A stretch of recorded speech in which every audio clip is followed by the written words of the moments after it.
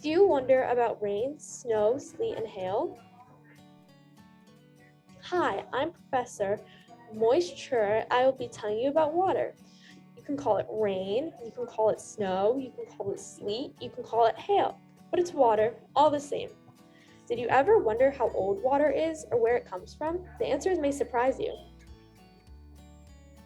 The next time you see a pond or even a glass of water, think about how old that water might be. Do you really want to know? I thought you did.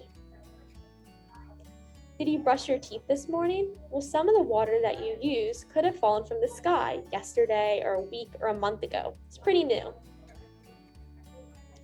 But some part of that water is very old and was around during the time of the dinosaurs, or even longer.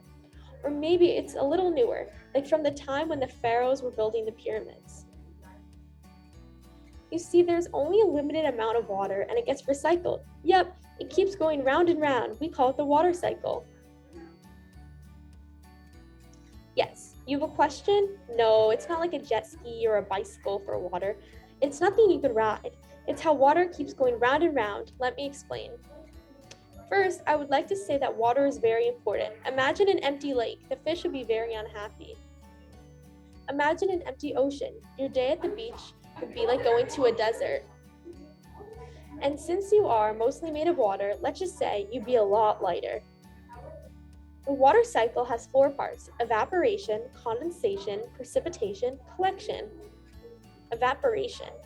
When the water is in ocean, like a lake, a pond, or a river, or a stream, it's heated by the sun and it turns into vapor, or steam. It then floats into the air.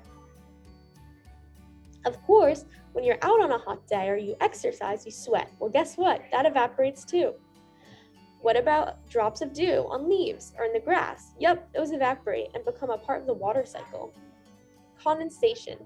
As water vapor gets cooled, it changes into a liquid and turns into clouds. Precipitation. When the air in the clouds cannot hold any more liquid, it falls back onto the ground. It returns in different ways depending on the temperature and where it comes from. It can fall as rain, or it could fall as snow. Did you know that no 2 snowflakes are the same? It can return as sleet, which is like rain that's almost frozen, or it can come down as hail, the frozen balls of rain that can actually break windows and dent cars. Collection. No matter how it comes down, it is collected and stored. It can fall into an ocean, lake, pond, river, stream. If it lands on the ground, it may roll into a river or be sucked up by the soil. It might even pass through the ground to an underground lake or river to be used later. Now, what happens tomorrow when the sun comes up? That's right, the water cycle starts over again. Oops, the sun's almost out, but don't worry, Professor Moisture will return.